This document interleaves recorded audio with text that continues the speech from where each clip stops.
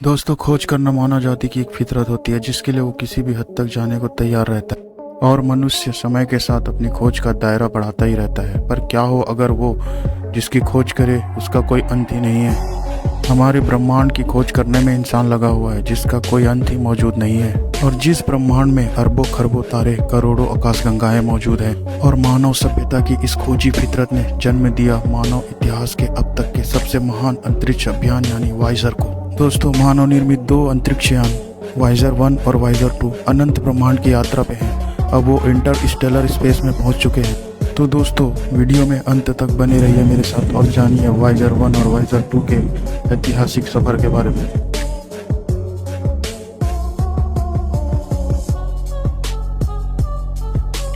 Visor mission की शुरुआत और ऐतिहासिक सफर। दोस्तों, बात करीब 41 साल पहले की है। सन 1977 के अगस्त और सितंबर महीने में अमेरिकी स्पेस एजेंसी नासा ने 2 अंतरिक्ष यान धरती में रवाना किए थे। इस ऐतिहासिक अंतरिक्ष यान का नाम वाइजर 1 और वाइजर 2 दिया गया था। वाइजर 2 को 20 अगस्त को अमेरिकी अंतरिक्ष सेंटर कैप कनारवाल से छोड़ा गया था। वहीं वाइजर 1 को 5 सितंबर को रवाना किया गया था, जिसका मुख्य उद्देश्य था कि सौरमंडल के ग्रहों के जुपिटर, सैटर्न, नेपच्यून और यूरेनस से जुड़े महत्वपूर्ण जानकारियां जुटाना। इन दोनों अंतरिक्ष यान के लॉन्च के लिए साल 1977 को चुनने का मुख्य कारण था जुपिटर, सैटर्न, यूरेनस और नेपच्यून ग्रहों का एक फेवरेबल अलाइनमेंट में आ जाना। इन दोनों मिशन के लिए इन दोनों अंतरिक्ष यान में एक गोल्डन रिकॉर्ड भी अटैच किया गया है। गोल्डन रिकॉर्ड एक गोल्ड प्लेटेड कॉपर डिस्क है जो एक फोनोग्राफ रिकॉर्ड है जिसमें मानव इतिहास के अब तक के कुछ महत्वपूर्ण इमेजेस और साउंड रिकॉर्ड किए गए हैं। इस डिस्क में मानव इतिहास के अब तक के सफर और हमारे अर्थ के डाइवर्सिटी और कल्चर को दिखाया गया है। वर्तमान समय में वाइजर 1 हमारे सौरमंडल को छोड़कर इंटरस्टेलर स्पेस में पहुंच चुका है। अभी यह हमारी पृथ्वी से करीब 21 अरब किलोमीटर दूर मौजूद है। यह दूरी इतनी ज़्यादा है कि वाइजर 1 से धरती पर संदेश आने जाने में करीब 36 घंटों का समय लग जाता है, वो भी तब जब रेडियो सिग्नल 1 सेकंड में 3 लाख किलोमीटर तक की दूरी करते हैं, यानी प्रकाश की चाल की बराबर 3 × 10⁸ मीटर पर सेकंड। वहीं दोस्तों, वाइजर 2 की बात करें तो वाइजर 2 हमारे पृथ्वी से 17 अरब किलोमीटर दूर मौजूद है। ये यान भी वाइजर 1 के बाद इंटरस्टेलर स्पेस में प्रवेश करने वाला दूसरा मानवीय मिशन बन चुका है। ये जब संदेश भेजता है तो इसका संदेश भी धरती में आने तक 30 घंटों का समय लग जाता है।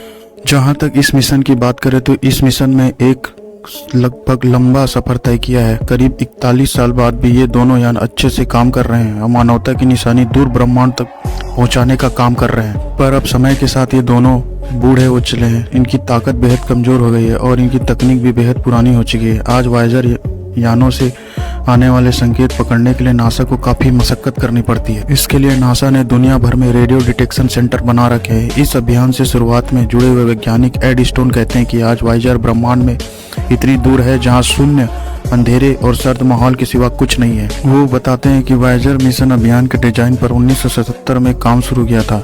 इस अभियान से जुड़े वैज्ञानिक बताते हैं कि वाइजर यानों में ग्रामोफोन या गोल्डन रिकॉर्ड लगाने का एक ही उद्देश्य था। उस गोल्डन डिस्क में यह रिकॉर्ड किया गया था कि आशा ये है कि धरती के अलावा ब्रह्मांड में कहीं जीवन अवश्य है। यात्रा करते करते जब किसी और सभ्यता को हमारा वाइजर यान मिले तो इसे मानवीय सभ्यता की एक झलक एक ग्रामोफोन रिकॉर्डर के जरिए भी, यानी वाइजर सिर्फ एक अंतरिक्ष यान ही नहीं बल्कि सुंदर ब्रह्मांड को भेजा गया मानवता का संदेश भी है। वो डिस्क आने वाले करीब 1000 वर्षों तक सही सलामत रहेंगे। इस दौरान अगर वाइजर किसी सभ्यता के हाथ लग गया जो उसी ब्रह्मांड में कहीं बसा हुआ है तो इन ग्रामोफोन रिकॉर्ड के जरिए उन्हें मानवता के होने का और उसके प्रगति का संदेश मिलेगा। दोस्तों, जब वाइजर 1 बृहस्पति ग्रह के पास से गुजरा तो उसने बृहस्पति ग्रह के बारे में जानकारियां वैज्ञानिकों को भेजी। वाइजर 1 और वाइजर 2 लगभग अपने लॉन्च के 18 महीने बाद यानी 1979 को जुपिटर यानी बृहस्पति ग्रह के बारे में जानकारियां जुटानी शुरू कर दी। वाइजर यानों ने कई अनसुलझे रहस्यों के भी जवाब दिए। जैसे वाइजर अभियान से पहले माना जाता था कि केवल धरती पर ही ज्वालामुखी मौजूद है, पर वाइजर यानों द्वारा भेजी गई जानकारी से पता चलता है कि बृहस्पति ग्रह के चंद्रमा पर भी ज्वालामुखी मौजूद है। वाइजर यानों ने बृहस्पति ग्रह के चंद्रमा यानी यूरोपा के बारे में बेहद दिलचस्प जानकारी वैज्ञानिकों को भेजी। वह जानकारी यह थी कि बृहस्पति ग्रह के चंद्रमा यूरोपा में एक विशालकाय समंदर मौजूद है। नासा के सीनियर वैज्ञानिक एड स्टोन का कहना है कि वाइजर अभियान ने सौरमंडल को लेकर हमारे तमाम ख्याल गलत साबित कर दिए। बृहस्पति ग्रह के चंद्रमा यूरोपा में समंदर का होना इस बात को साबित करता है कि धरती पर ही समंदर मौजूद है। दोस्तों वायेजर मिशन जब शनि ग्रह के पास बढ़ चला तो उसने शनि ग्रह के बारे में भी बेहद चौंकाने वाले खुलासे किए। वायेजर यानों ने यह जानकारी भेजी कि सैटर्न के चंद्रमा यानी टाइटन पर हाइड्रोकार्बन के सागर भी मौजूद है जो इथेन और मीथेन गैसों से मिलकर बने हुए हैं। वायेजर मिशन के जरिए सैटर्न ग्रह के छोटे से चंद्रमा एनकेलेडस के बारे में मुख्य जानकारियों के बारे में पता चला था। उस जानकारी से वैज्ञानिकों को यह पता लगा था कि अगर सौर मंडल में जीवन की सबसे अधिक संभावना कहीं मौजूद है तो सैटर्न के चंद्रमा एनकेलेडस पर ही है। वायेजर यानों से ही पता चला कि सैटर्न ग्रह के चंद्रमाओं में जीवन की अपार संभावनाएं छुपी हुई हैं। उस जीवन का पता लगाने के लिए हमें नई अभियान भेजने की जरूरत है। दोस्तों वायेजर यान जब हमारे सौरमंडल के सबसे आखिरी ग्रह यूरेनस और नेपच्यून पास पहुंचे तो वहां की भी रहस्यमयी जानकारियां धरती पर भेजी। नवंबर 2080 में वायेजर 1 ने सैटर्न से आगे का सफर शुरू किया, जिसके करीब 9 महीने बाद वायेजर 2 ने भी सौरमंडल के दूर के ग्रहों की पड़ताल शुरू की। सन 1986 में वायेजर 2 यूरेनस ग्रह के करीब पहुंचा,